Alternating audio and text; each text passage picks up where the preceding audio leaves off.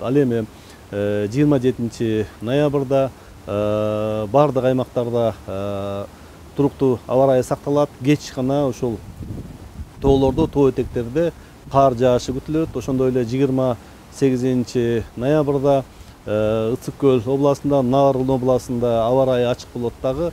Ош, Жалал-Абад жана Талас областтарында тоо этектеринде кыска мөөнөттөгү кар жаайт. Абанын температурасы 1-декабрга чейин жогорулай баштайт.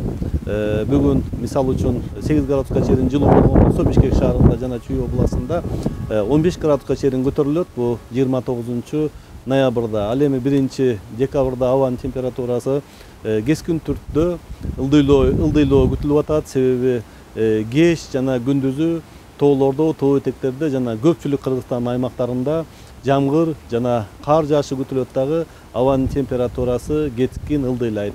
29-30, 15 градус, ал эми түштүк аймактарда 18 градуска чейин жылуу болгон болсо, 1-декабрда кескин түрдө күндүзгү аба ырайы бул Чүй областында жана Нарын, Талас областтарында 0 градустун тегерегинде болот да. Кечки абанын температурасы Нарын, Ысык Көл, Талас областтарында 10 градуска чейин кечки абанын температурасы суук болот дагы. Ал эми түштүк аймактарда күндүзгү абанын температурасы 0, кечки абанын температурасы 6-7 градуска чейин суук болот.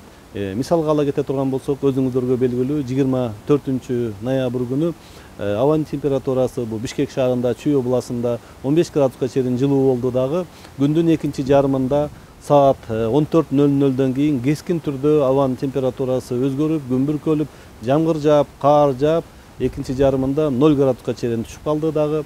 Көпчүлүк тоолордо, тоо этектерде жана Кыргыз Республикасынын ашууларында кар катуу жаап, суук кар жаап, көпчүлүк жүргүнчүлөргө жана автоунаа минип транспорт минген жана таксовать эткен көп тургундарга көп кыйынчылыктарды жаратты. Ошондуктан 1-декабрдагы ушундай аномальный ход деп коет. Бизде ушундай аномальный катуу кескин түрдө абанын температурасы түшүп кетишин күтүп атабыз дагы.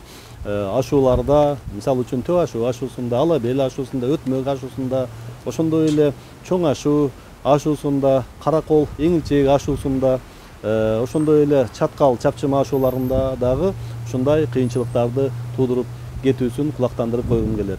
Күндө көчкү коркунучу бардык ашууларда бар. Азыр мына 1-декабрдан дагы биз ушу кар жаашын күтүп атабыз, катуу кар жаашын күтүп атабыз. Тоолордо, тоо этектерде жана ашууларда жолдо автоунаа минүүчүлөрдүн эсине салып кетким келет. Сөзсүз түрдө автоунаанын дөңгөлөгүн караш керек. Ал кышкы болуш керек.